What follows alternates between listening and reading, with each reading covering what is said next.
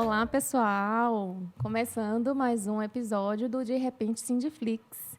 Eu, doutora Larissa Alves, advogada especialista em direito condominial, e na bancada comigo, Sérgio Gouveia. O De Repente Síndico. Sejam todos muito bem-vindos para mais um episódio aqui do De Repente Sindiflix, onde a gente sempre está trazendo algum assunto que tem relevância para o mundo condominial, que vai ajudar você, síndico, subsíndico, conselheiro, morador, enfim, se você se interessa pela vida condominial, você está no canal certo, aqui no canal do Sindiflix, no YouTube.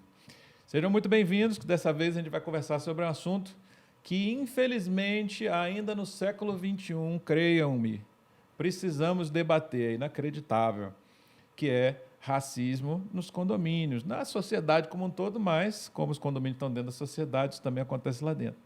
E hoje nós temos uma convidada super especial, uma advogada, que é a doutora Rayane Costa. Seja muito bem-vinda, obrigado por aceitar o nosso convite. Obrigada, Sérgio, obrigada, Larissa. É um prazer estar aqui com vocês, com esse projeto maravilhoso. Certeza que vai ser de sucesso hoje. É isso aí. Rai, me fale um pouquinho quem é Rayane e por que você está aqui no programa. Então, eu sou advogada, especialista em direito imobiliário, atuante na área condominial. Hoje eu atuo especificamente em Salvador, Mata de São João, região metropolitana aqui da Bahia. E tenho uma carteira de mais ou menos 16 condomínios. Então, a gente já termina conhecendo algumas coisas, ouvindo algumas histórias, fora os que eu já passei, que ainda não estão na minha carteira, mas que a gente tem algumas situações muito chatas para falar, mas é isso mesmo, vamos discutir. E é isso aí. A questão do racismo, eu acho que a gente começa falando em relação ao condomínio, que é uma comunidade, né, social ali, e que você divide ambientes comuns, né, e ambientes privados. E, assim, eu acho que a maior representatividade social que existe hoje é o condomínio, porque o condomínio ele é um retrato da novo tipo de moradia que se estabelece por todo o Brasil, mas em especial nas capitais, né? Então, dentro dessa perspectiva aí de que o condomínio, na verdade, ele é um segmento social e dentro daquela comunidade, hoje em dia os condomínios têm tudo, né? De mini shopping, mercadinho, você tem a parte comercial, a parte residencial.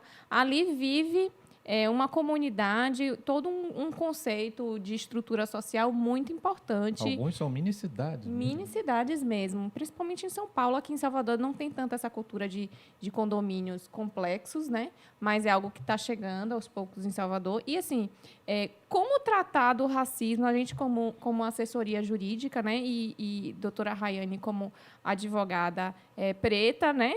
Que vem também para defender esses interesses e que acho que a gente trouxe aqui também na ideia também de fortalecer a imagem de mulheres pretas bem-sucedidas, né, como a doutora Rayane, porque a gente precisa mudar essa concepção também dentro dos condomínios. Acho que isso é importante. Você entende como uma nova geração de atuação, mulheres pretas, né, dentro desse seio como cargos de importância, por exemplo? Como é que você vê essa mudança social também dentro dos condomínios? Então, hoje, nos condomínios que eu atuo, eu tenho uma dificuldade muito grande em atuar. Isso é um fato. Então, eu tenho condomínios de diversos tipos e eu percebo que eu sou melhor respeitada quando eu estou em condomínios que eu encontro pessoas como eu. E, mesmo assim, eu sou posta em dúvida. Será que essa advogada dá certo? Será que ela não? Porque eu sou uma advogada preta e eu não vou deixar de ser. E a minha atuação perante o condomínio, ela termina, muitas vezes, sendo deficitária por essa minha característica. Então, existe um trabalho de conquista minha, enquanto profissional, que eu acredito que também seja algo a ser feito pelas minhas colegas. Então, você precisa conquistar o cliente não como cliente apenas, mas para que ele te respeite por você ser uma mulher preta. E é um terceiro passo. Então, é algo realmente muito difícil de fazer. E a gente não está disponível a erros, porque no primeiro erro que a gente comete, às vezes nem erro comete, mas alguém acha que comete, você termina causando um problema perante a coletividade e a sua atuação enquanto profissional fica questionada. Então, eu tive um condomínio recente, num bairro nobre aqui de Salvador, onde eu estava no meio da Assembleia, trazendo uma série de legislações, o regramento do condomínio, e a Assembleia, de fato, ela é soberana para tratar do que ela quiser. Mas eu estou ali para trazer o jurídico, eles podem ir de encontro a mim, não tem nenhum problema. A partir do momento em que eu trouxe essa informação, em que eles poderiam prosseguir com a minha ressalva, isso se tornou um grande conflito no condomínio. E a forma como eu fui tratada naquele momento foi extremamente gravosa, diferente do condomínio que eu atuo num bairro mais periférico, que eu atuo exatamente do mesmo jeito, mas que eu tenho pessoas que são mais parecidas comigo. E lá eu sou muito mais respeitada, e as pessoas olham para mim e dizem, não, tudo bem, doutora, mas isso é diferente, como é que funciona? Não, está tudo bem, então eu aceito, tudo bem. A senhora pode seguir com a sua ressalva.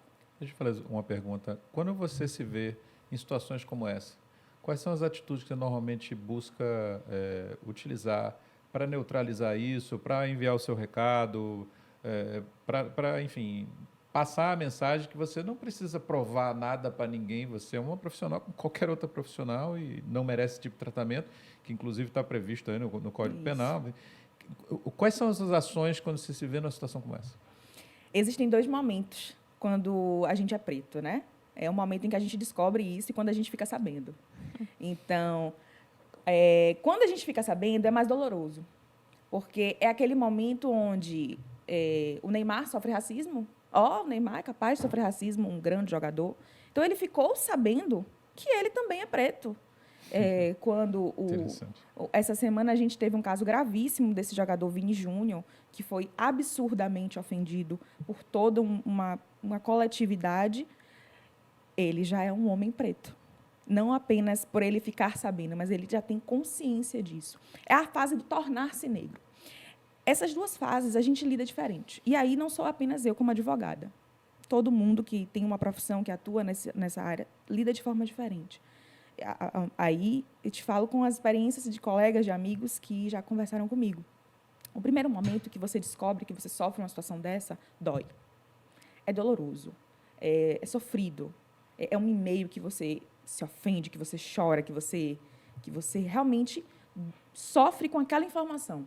A partir do momento em que você tem a consciência de que, de fato, você é uma pessoa preta e precisa combater aquilo de algum modo, aí vem outro passo. É de se impor como profissional e de colocar as pessoas nos devidos lugares. Então, hoje, quando eu tenho uma situação como essa, eu termino rindo da cara das pessoas de uma forma muito maravilhosa e que termina sendo até engraçado. E é bom que você termina dando seu recado. Então, eu tive uma situação...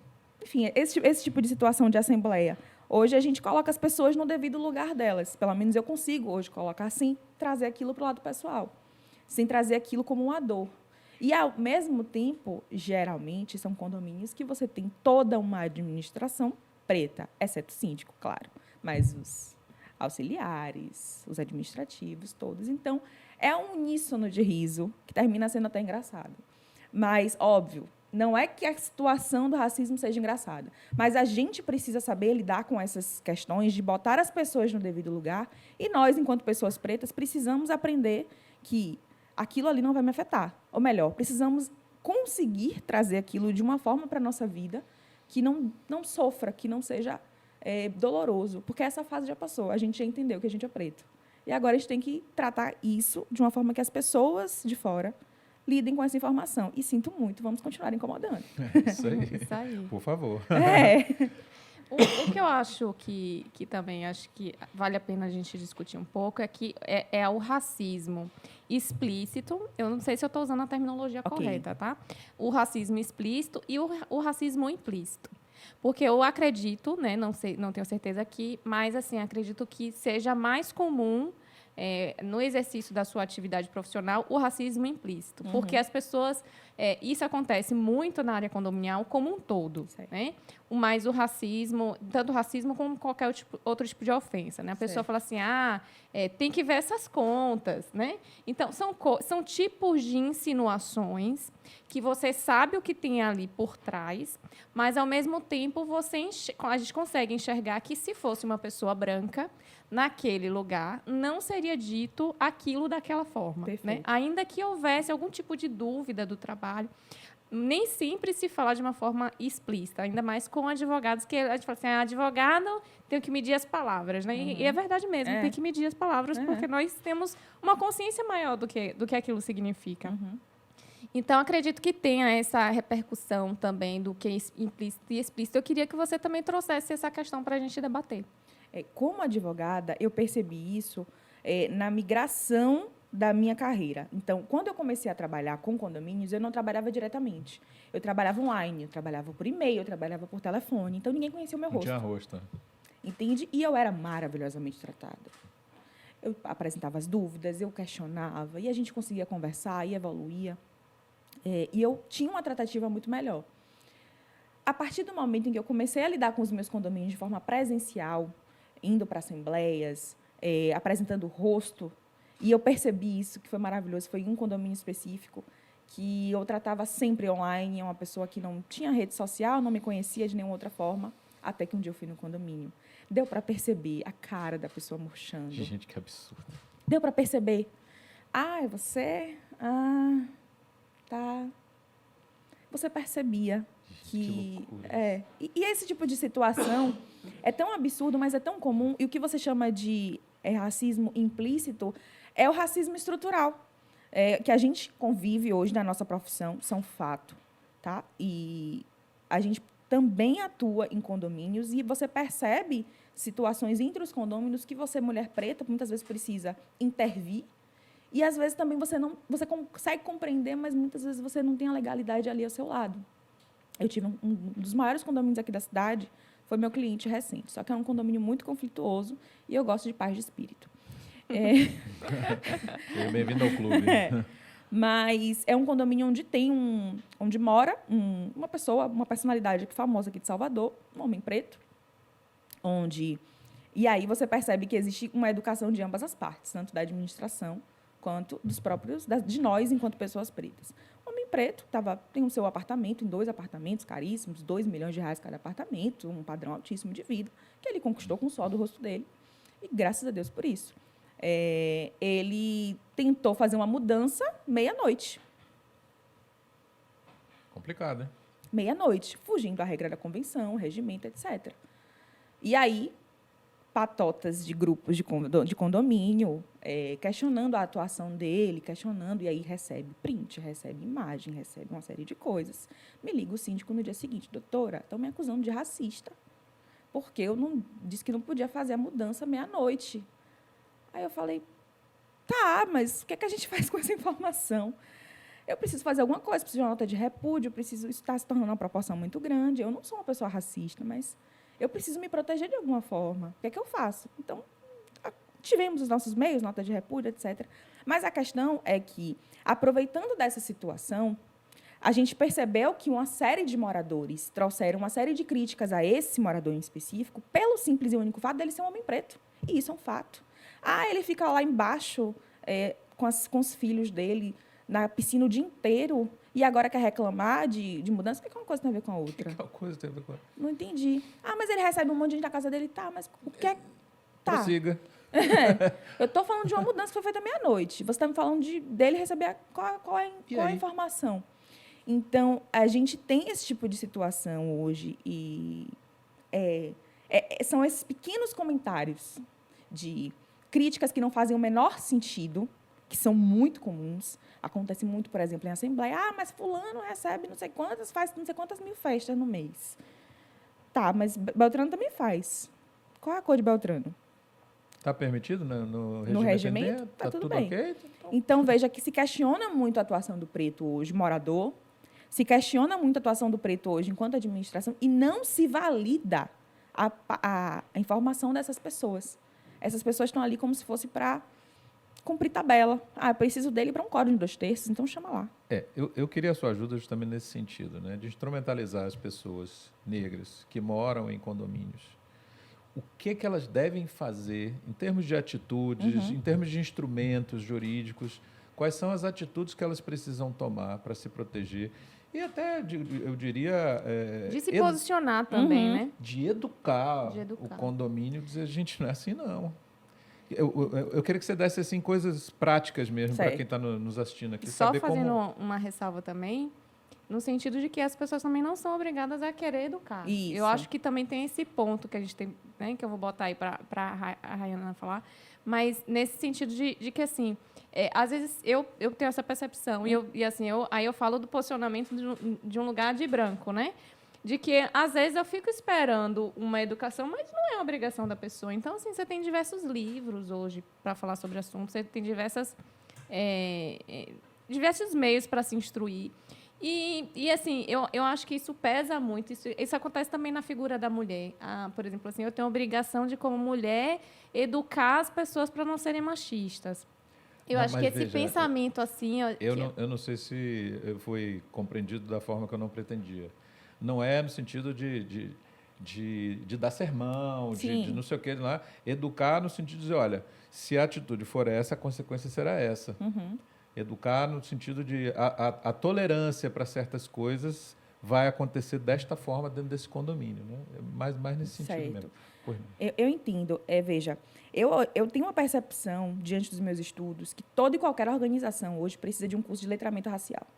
Na minha concepção, toda e qualquer organização, seja um condomínio, seja uma empresa, todo mundo precisa se letrar. Eu, enquanto mulher preta, pessoas brancas, todo mundo precisa se letrar racialmente. Porque o racismo estrutural, que é o mais doloroso, ele está aqui quando a gente não vê.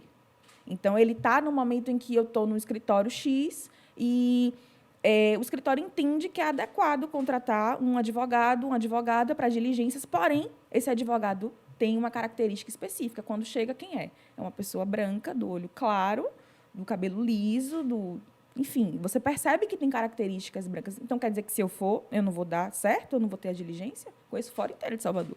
Mas será que eu não vou conseguir? Então, é o tipo de situação que é muito pequena, mas que tem um olhar muito grande. E as pessoas pretas, muitas vezes em volta, não percebem. Por quê? Porque não estão letradas.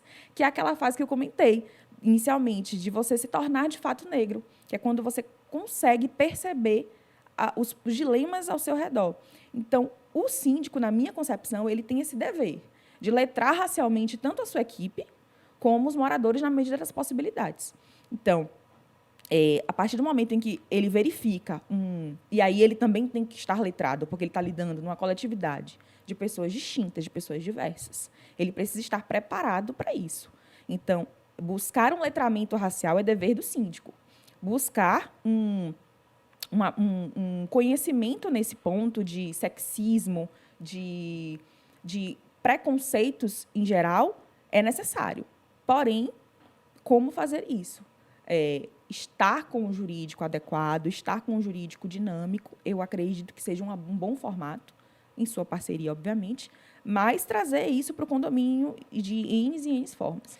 Vou lhe ser sincera, rapidinho, Lari. Vou lhe ser sincera. Eu, enquanto moradora hoje, sendo uma mulher preta, eu não me vejo como me proteger de uma situação de racismo.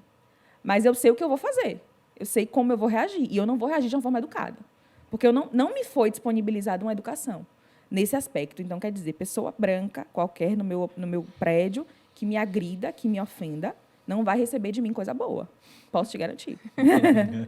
Então, você acha que, assim, voltando um pouco a pergunta para o Sérgio, na verdade, assim, as pessoas pretas, né, que vamos colocar até de uma forma geral, mas devem cobrar isso da administração, né? Porque eu como moradora, se eu vejo algum tipo de problema que me incomoda, eu entendo que eu não tenho que tratar diretamente com o vizinho. Perfeito. Né? Eu tenho que me direcionar, fazer uma reclamação e cobrar do síndico, que é o representante da massa condominial, uma postura mais assertiva, se for um caso, uma notificação, uma multa. Óbvio que boletim de ocorrência é pessoal, claro, né? Mas uma notificação ou uma multa, se for um caso. Né? A gente colocou aqui no quadro uma imagenzinha que acho que é bem interessante. Acho que é exatamente isso. Assim, acho que é o propósito que, às vezes, as pessoas esquecem do que realmente acontece na vida. Né? No final das contas, todos nós seremos esqueletos. Eu queria aproveitar essa imagem aí para retornar um post que eu fiz no Dia Mundial da Consciência Negra. Foi um post que eu fiquei pensando assim, posto ou não posto, posto ou não posto. Falei, vou postar. Era um vídeo do Morgan Freeman sendo... Você conhece esse vídeo? Conheço. Pronto, ótimo. Então, vou explicar aqui para vocês que estão assistindo. É um vídeo do Morgan Freeman que ele está sendo entrevistado por um entrevistador, acho que do 60 Minutes, muito famoso. E ele perguntava assim, Morgan, você é a favor ou contra do Dia Mundial da Consciência Negra? Ele falou, sou totalmente contra, radicalmente contra. Aí ele tomou um susto assim, você é contra? Mas você é negro. Aí eu falei, bom, mas você é branco, tem um Dia Mundial da Consciência Branca, você é judeu, tem um Dia Mundial da Consciência Judia. E eu acho que, palavras dele, tá? Com as quais eu concordo, inclusive. Eu acho que quanto mais a gente reforça as diferenças, mais a gente nos afasta. Que é o que essa imagem aqui me remete. Quando eu olho para isso aqui, nós somos todos absolutamente idênticos. Não é um tom de pele que vai mudar nada, entendeu? Então, quanto mais a gente reforça, é o dia do índio, é o dia da mulher, é o dia de não sei o quê, de não sei o quê. Podem ser homenagens, mas muitas vezes elas têm uma mensagem, tipo assim, nós somos diferentes. E que me relembra também uma posição de Madre Teresa de Calcutá, que eu achava super interessante. Madre Teresa de Calcutá era sempre assediada para fazer parte de campanhas contra a violência. E a resposta dela era sempre a mesma. Eu falei, olha, vamos fazer o seguinte, eu não quero fazer parte de campanha contra nada. Eu quero fazer parte de campanhas a favor. Então, quando tiver uma campanha a favor da paz, me chamem que eu estou dentro. Né? Então, eu acho que esses dois exemplos aí colocam um pano de fundo interessante para a gente talvez refletir sobre a postura nossa, sobre o que é o incentivo da igualdade, né? Da gente reforçar que somos iguais e o que a gente está fazendo, apenas repetindo padrões, na verdade, reforçando diferenças. Né? E eu postei isso daí meio com medo, assim, que as pessoas entendessem errado, mas eu tive muitos retornos positivos das pessoas realmente entenderem que a intenção era essa. Eu quero reforçar o igual, nós somos iguais. Eu queria saber a sua opinião sobre isso. Eu acho uma visão linda. Sonhei com isso. Mas a gente não tem isso. Eu não sou igual aos meus colegas. E vou lhe dizer mais. Nós, enquanto país, para chegarmos nisso, nós ainda temos que ter muito chão. Nós temos uma história, que é até conhecida, recente, onde, no momento, eu não vou me recordar em que momento da história do Brasil, mas em que o Brasil ele teve uma conduta absurda de embranquecer o país. E aí a gente teve uma série de convidados europeus, onde nós pagamos para eles estarem aqui. Hoje, o Museu da Memória Italiana, salvo engano, em São Paulo, acho que é em São Paulo, do lado tem uma Previdência Social. Você olha para a Previdência Social, tem uma fila de pessoas pretas. Está lá o prédiozinho com a Previdência Social, sem muito cuidado, sem muita esmero. Aí, do lado, tem o Museu Italiano. Nada contra os italianos. Mas é o tipo de situação que você percebe que a gente não tem hoje como tratar de uma forma igual. A conduta do negro no país, ela não é tratada de uma forma igual. E essa frase do Morgan, eu me lembro que, em determinado momento, ele fala o seguinte, não vamos falar sobre o assunto que o racismo vai sumir. Me perdoe, mas eu discordo completamente. É exatamente porque eu estou falando que ele está sumindo. É exatamente porque eu estou discutindo sobre o tema que o meu irmão consegue ir para a escola hoje e falar com um coleguinha dele. Meu irmão tem 13 anos. Ele consegue falar com um coleguinha, discutir um tema. Eu, quando era nova, será que eu era tão diferente das minhas colegas brancas que eu passava uma lista na sala de aula e eu nunca estava nela, de meninas mais bonitas da sala? Hoje eu me considero uma mulher linda. Mas, na época, com 15 anos de idade, qual de nós se entendia dessa forma? Então, tratar com essa igualdade, hoje, é uma visão utópica. A gente não tem igualdade. A gente não tem igualdade quando a gente está nas universidades, a gente não tem igualdade quando nós somos mortas, porque quem morre mais hoje são mulheres pretas. A gente não tem igualdade em nenhum dos cenários. Então, levando em consideração todo esse preceito, é exatamente pela desigualdade que eu tenho que tratar. Para falar sobre o tema, para poder desconstruir preceitos, para poder chegar nos meus condomínios e ser ouvida e ser respeitada, é exatamente por esses pontos que a gente tem que trabalhar. E aí, sim, talvez num futuro muito distante, a gente chegue ao ponto de conseguir colocar todo mundo numa fileira e colocar todo mundo na mesma rota e dizer, nós somos humanos, então somos iguais. Mas eu verdadeiramente discordo plenamente dessa percepção. Mas seria lindo. Você acha que a gente está numa geração que está aprendendo mais sobre essa questão de posicionamento, e que se colocando mesmo, assim, eu acho que a grande diferença aqui, o que eu vejo também é você conseguir se assumir como um preto bem-sucedido, né? Até as terminologias mudaram, né? Antigamente a gente não sabia se falava preto, se falava negro. Até para gente que convive, a gente está numa cidade que a maioria populacional é população preta e a gente nunca teve, na escola, por exemplo, acho que está sendo inserida agora esse tipo de discussão. Mas a minha formação, por exemplo, sequer discutia. A gente discutia a história da Europa, a história, né, do Brasil de um ponto de vista, se falava do negro apenas de uma perspectiva da escravidão. Mas os pretos bem-sucedidos nunca foram trazidos para o nosso consciente. E isso é algo, inclusive, que a minha geração ainda trabalha para mudar a ideia de que preto é pobre, né? E hoje a gente, né, felizmente, estamos conseguindo mudar essa realidade. Você é um exemplo disso, né, de uma advogada preta, bem-sucedida, e por isso está aqui, né, para que a gente conscientize também as pessoas de se assumirem como tal. É difícil, às vezes, as outras gerações anteriores às nossas conseguirem enxergar dessa forma. E aí as pessoas pretas bem-sucedidas anteriores a nós sempre se colocavam, mesmo que bem-sucedidas, num patamar abaixo, justamente por essa realidade. Então, eu queria também, né, bater um papo sobre essa questão da geração, do que você vê de diferente, por exemplo, em relação aos seus pais, aos seus avós, e que você vê também na geração, né, não sei se você tem filhos, mas sobrinhos, os filhos dos amigos, né, qual a formação, a diferença da formação que eles estão tendo, a que você teve e que a geração anterior teve, né? Você como uma referência de uma pessoa que vem de uma família e consegue visualizar melhor isso daí. Perfeito. O que você citou, Lari, é um exemplo, inclusive, que eu dei recente, numa conversa. Que o preto, quando ele é bem-sucedido, ele não vence. Ele é metido. Ou deu sorte, né? Ele deu sorte. Ela casou com alguém.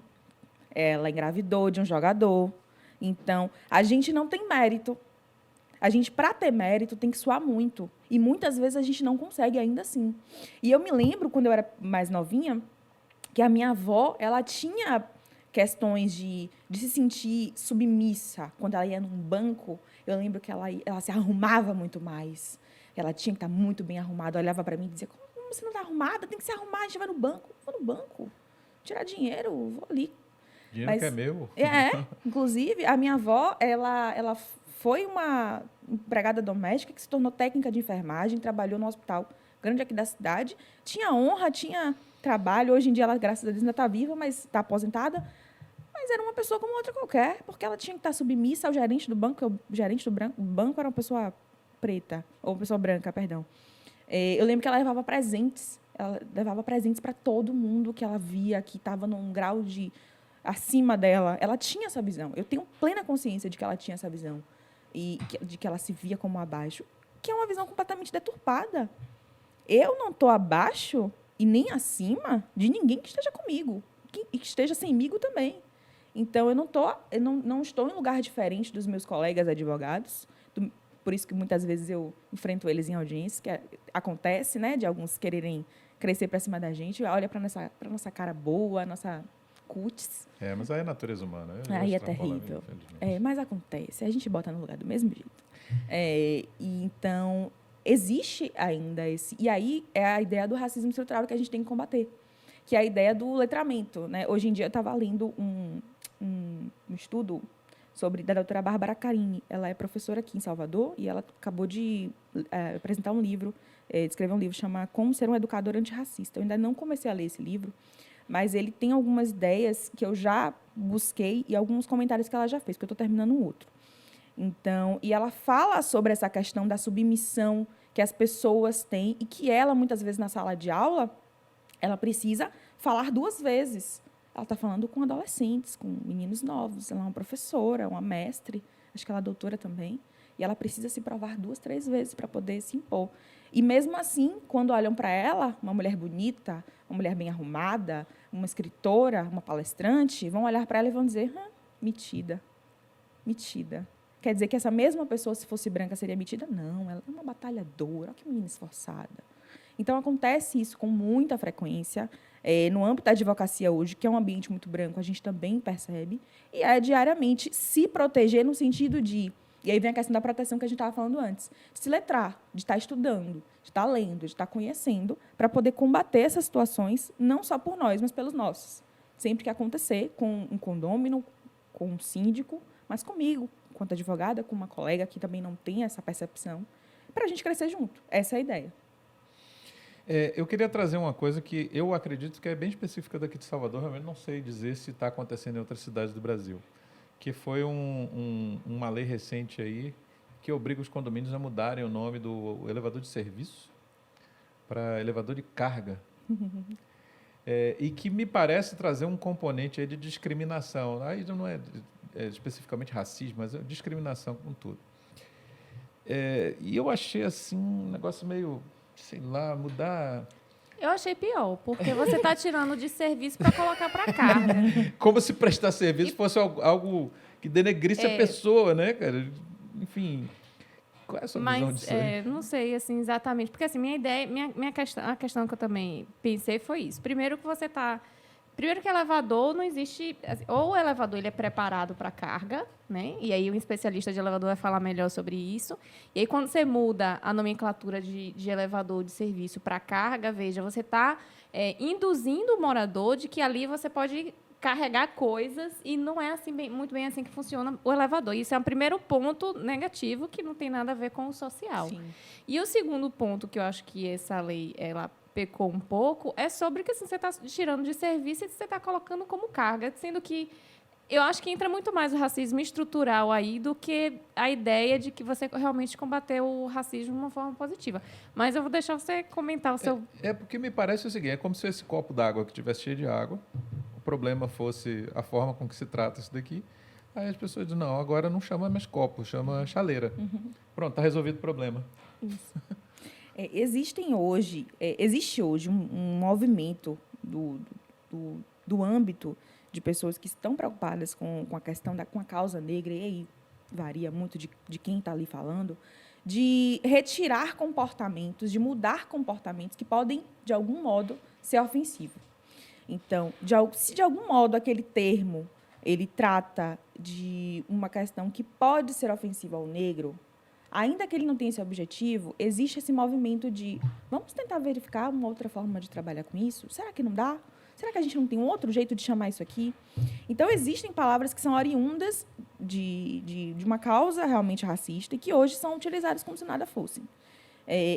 Essa questão específica da mudança de elevador de serviço para elevador de carga, eu, sinceramente, não sei se teve esse viés. Mas, levando em consideração que existe uma palavra serviçais muito usada... Porque a motivação foi discriminatória, com certeza, para eliminar um aspecto discriminatório. Isso. Eu não sei me aprofundar no detalhe. Eu também não peguei o projeto de lei, não conheço. Então, veja, a palavra serviçais, hoje, ela é pejorativa e muito usada aqui na cidade. Outro dia eu peguei numa convenção nova, uma convenção recente, serviçais, tem que trabalhar aqui, serviçais, e lá vai eu apontando. Termo pejorativo, termo pejorativo, termo pejorativo. Então, talvez com esse objetivo de mudar esse panorama, tenha sido essa mudança da legislação. Acredito que inicialmente vai causar essa confusão. Mas eu penso o seguinte, te incomoda de alguma forma, incomoda o público de alguma forma, dá para a gente regularizar isso de alguma forma? Vai mudar para elevador de carga com certeza vai causar esse choque inicial de, então, posso botar um caminhão aqui dentro, colbé, eu vou botar. Então, vai existir essa dúvida inicialmente, mas sendo muito sincera, levando em consideração o bom senso, as pessoas vão se habituar, e vão se habituar rápido. Não é difícil você fazer algo se você tem um objetivo de ajudar um grupo. Se é simples. Outro dia eu vi as pessoas, algumas palavras principalmente, tem esse cunho. Outro dia eu vi uma crítica, e aí não é relacionada à crítica racial, mas uma moça falando sobre a linguagem de gênero não binária, que eu, pessoalmente, ainda não conheço o tema, então não posso falar sobre, mas ela critica aquilo de um jeito como se aquilo fosse impossível de ser colocado em prática, como se fosse absurdo. Tá, mas tem uma coisa que você possa fazer em relação a isso que ajude esse grupo, que entenda, que faça esse grupo se sentir pertencido? Então, por que não vou fazer? entende? Então, eu acho que é sob essa ótica também que a gente tem que analisar alguns pontos. Será que dói muito mudar isso aqui? Dói tanto mudar elevador de serviço para elevador de carga? Esse cunho discriminatório vem de onde? Aí cabe também a quem fez a lei trazer isso à tona, de trazer o motivo dessa mudança, de trazer essa discriminação, e aí sim também elucidar as pessoas, de trazer esse conhecimento também para quem não entende. Eu acho que esse é o ponto. Você sabe dizer se isso está acontecendo em outras cidades, exclusivas daqui de Salvador? Até onde eu sei de Salvador. Até onde eu sei. Até onde eu Sabe sei. dizer. Eu também não conheço de outros lugares. E a gente tem condomínios de outros estados, né? São Paulo, Brasília, enfim.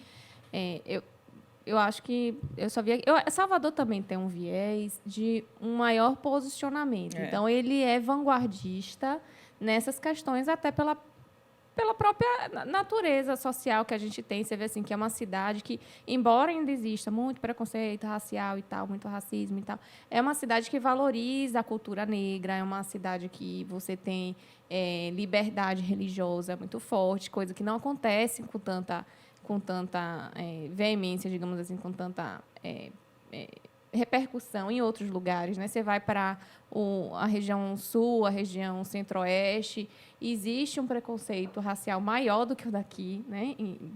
No sentido de que, assim, às vezes o preto, em outras regiões do país, inclusive, são segmentos menores sociais, entendeu? Aqui, realmente, o preto ele é uma população extremamente densa. Então, quando você vai para São Paulo, existe uma quantidade maior de pessoas brancas, porque ali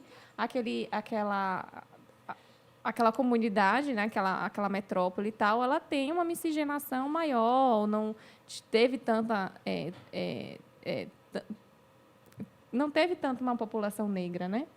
Que a nossa população negra vem originariamente de todo esse processo que a gente teve de escravidão, de pessoas que vieram para cá, que foram tiradas do seio de sua família. Então, as pessoas se criaram aqui. Muitas das pessoas brancas da região sul e tal são pessoas que a família inteira se constituiu de um país da Europa, fugindo da guerra ou qualquer outra situação. E isso se mostrou no sul e aqui em Salvador, que é a região nordeste, onde tem realmente uma população negra maior. Então, acho que por esse motivo é que Salvador tem essa repercussão cultural muito forte, né? E acho que essa geração nossa, ela veio muito de preservar essa cultura, entende? Então, acho que tem um pouco isso. Nós somos a cidade com o maior número de negros fora da África. Aqui no nosso país, Salvador tem esse viés. Mas essa questão da nossa geração estar mais engajada, eu até concordo. Só que eu não acredito que seja linear. Existe um período que a gente começa a discutir questões raciais, isso está na história. Aí a gente diminui e a gente aumenta novamente. Então, eu acho que isso não é linear. Para ser linear, sendo muito sincera, eu acho que isso precisa de um engajamento, de um interesse social, político muito maior. Existe hoje, só que para abranger tanto, precisa sair mais. Eu vejo muito no Nordeste sendo discutido. Existe um preconceito muito grande do Brasil contra o Nordeste. Nós historicamente, foram os nordestinos que saíram, os retirantes, imigrantes, saíram para construir São Paulo, saíram para construir Brasília. Então, existe esse preconceito histórico dessas pessoas para conosco. Então, a partir disso, eu acho que precisa crescer muito mais vindo de lá. Mas quando você vai para Minas, por exemplo, quando você vai para o sul, que você vê as pessoas descendentes de italianos, de espanhóis, é algo que não está na rotina dessas pessoas. Então, eu vou trabalhar isso para quê? Concordo que precisa ter o interesse delas, e, para mim, não é natural essas pessoas não entenderem isso como necessário. Até porque hoje a gente está numa vida online. Há algum tempo eu trabalhei com uma equipe de 40 pessoas. 20 pessoas eram do Sul, eram de Rio Grande do Sul. Essas pessoas têm a obrigação de estar ciente da minha questão preta para tratar comigo. E comigo não teve nenhum problema, não. Eram pessoas maravilhosas. E também não é culpa do Rio Grande do Sul, não é culpa de Santa Catarina, mas é importante que isso seja posto de uma forma problemática muito mais forte. Eu sinto que o racismo hoje ele é colocado na mesma pauta de muitas outras situações. Que é o letramento que você menciona, né? Exatamente. Porque quando você vai para o Sul, talvez o letramento, né, que deveria existir, não existe. Talvez o letramento aqui seja mais forte por causa da própria população que tem essa exigência. Isso. Mas no Sul, realmente, e no centro-oeste e tal, a gente... Eu me vejo muito na questão do antirracismo, sabe? Que são situações, às vezes, que são constrangedoras, as piadas e tal. E que, às vezes, você... Meu Deus... Eu que sou da Bahia, morei 10 anos em Brasília e sentia que a própria fala das pessoas, assim... Como é que você vai sentar e ter essa conversa que a gente está conversando aqui com uma pessoa que tem letramento zero? Entendeu? Possível. Então, é até estranho, assim, para a gente conseguir explicar tudo, porque a pessoa vem com aqueles argumentos, os mesmos argumentos de sempre. Ah, mas somos todos iguais, não tem que ter cotas, não tem que... Então, assim, somos todos iguais, a gente tem as mesmas oportunidades, só a pessoa estudar que vai conseguir. E aí você fala, mas não é bem assim. E assim, eu não me vi, assim, num posicionamento de uma pessoa branca explicando uma condição... É uma coisa esquisita, assim, para quem também tem um pouco de consciência que é inevitável você morar na cidade como Salvador, você não ter um mínimo de letramento. É verdade. E aí você vai para um lugar que tem letramento zero, assim, para conviver com pessoas que têm letramento zero. E eu acho que o concurso público também, só para finalizar, acho que ajuda muito isso, né? Tem alguns dados que mostram que a população negra tem conquistado grandes espaços, principalmente a partir do concurso público, promotores, juízes, etc., né, que conseguem esse empoderamento também de um viagem de onde que, veja, é uma estabilidade ali. Então, ele consegue ser muito mais do que, assim, você, como advogada, muito provavelmente tem alguns momentos que você repensa, né? Pô, como é que eu vou agir dessa forma? E a pessoa que é concursada, ela consegue essa estabilidade, né? Você que está nos assistindo, você está certo. O telefone dela tocou, está repreendido. Ela tentou disfarçar, mas não deu certo. Doutora, para a gente finalizar, que o nosso tempo está acabando, a gente sabe que raramente um problema tem uma solução bala de prata, aquela coisa que resolve tudo. É um conjunto de soluções.